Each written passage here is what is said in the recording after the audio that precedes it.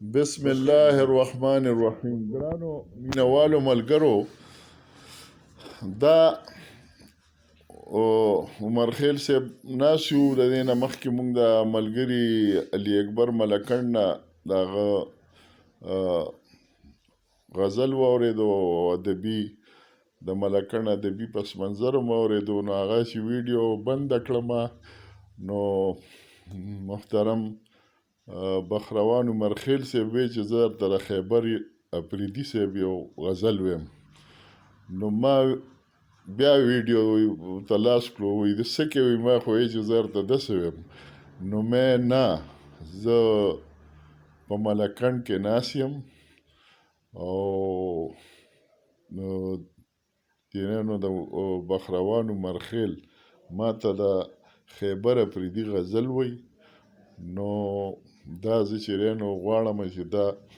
پښتنو مینوالو سره شریک کم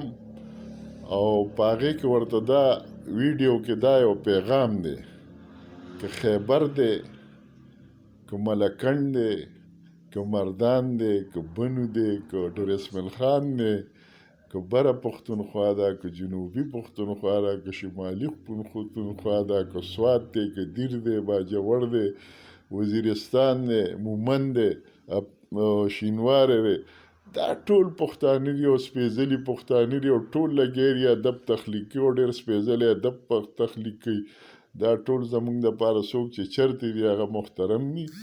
او موږ پرې ویاړو، زموږ مشران دي. نو بخروان عمر خیل صاحب بس دا خیبر افریدي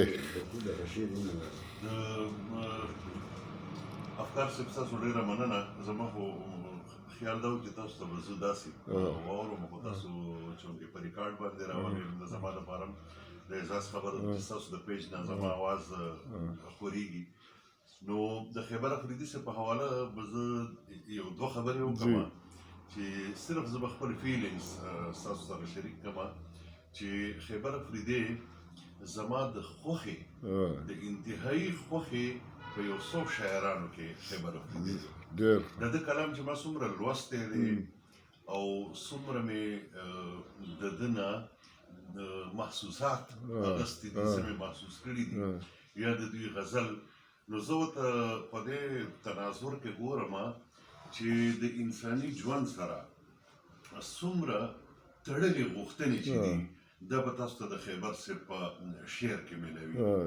د ده د غزل ژبه ډېره عجیبه ده، په دې کې فلسفه شته، په دې کې انساني نفسیات شته، په دې کې د غزل چې کوم مهین او پاسته او خواږه او نرم ټکي دي په هغه پیرایه کې خیبر صاحب خپل کلام خپل خیال شریک کوي. د حالاتو په کرنټ افیرز باندې کوم پښتنو ته چې کومې ستونزې ورپېښې دي هغه ډېر په ښه پیرایه کې هغه دې وړاندې کوي. داسې بله دنیا خبرې دي چې د خیبر افریدي صاحب په کمال کې یو ځای د جدید بلکې نن سبا د جدت پسندي او مابعدي جدیدیت او دا خبرې راغلي دي. نو زه وایم چې خیبر زه په خپل ځاني په هم عصرو کې او تر اوسه پورې بلکې د دوی نه چې څومره استفاده شوې ده او کېږي نو دا له په چا په ظاهره کړې نه ده، خو خیبر صاحب ډېر لوی شاعر دی او ما ته ډېر زیات عقیدتمند یم. نو غواړم چې ستاسو سره زه د خیبر افریدي یو غزل چې څنګه دی ما سره پروت و مخې له راغی. که غواړي دا چې د وخت پیښې ته بیدار اوسېږي، که غواړي دا چې د وخت پیښې ته بیدار اوسېږي،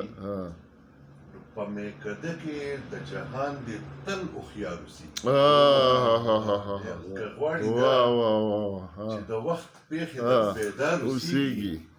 نو په میکده کې د جهان دې تل هوښیار اوسېږي. د اضطراب د دایرې نه عشق وتلی نشي، د اضطراب د دایرې نه عشق وتلی نشي. عاشقان تل په هر یو حال کې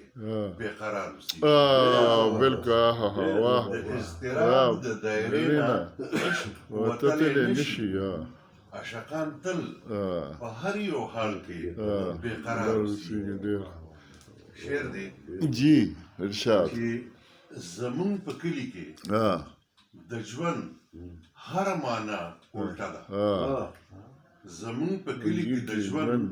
هره معنا الټه ده د خواري کښ پکې لږ وګوره چې خوار اوسي زمونږ په کلي کې د ژوند هره معنا الټه ده د خواري کښ پکې لږ وګوره چې خوار اوسي په اشاره مو چې د چا کړل خپل کورونه ویجاړ په اشاره مو چې چا کړل خپل کورونه ویجاړ ګوره هغه سپینه ماڼۍ کې په قرار اوسي په اشاره مو چې د چا کړل خپل کورونه ویجاړ ګوره هغه سپینه ماڼۍ کې په قرار اوسي او هره لمحه ورته د نوي ژوند پیغام ورکوي هره لمحه ورته د نوي ژوند پیغام ورکوي د ژوند په جنګ کې چې اجل ته څوک تیار اوسي هره لمحه ورته د نوي ژوند پیغام ورکوي د ژوند په جنګ کې چې اجل ته څوک تیار اوسي او فطرت شعر دی افکار چې فطرت د خپلو ماشومانو حفاظت کوي تل د خپلو ماشومانو حفاظت کوي تل چې د تنکو کلو په خوا کې تیره خار اوسي د خپلو ماشومانو حفاظت کوي تل چې د تنکو کلو په خوا کې تیره خار اوسي او راشه د غیر متوازن نظام ثواب وګوره راشه د غیر متوازن نظام ثواب وګوره حامی د امن خیبرې جم کې په ډار اوسي د غیر متوازن نظام ثواب وګوره حامی د امن خیبرې جم کې په ډار اوسي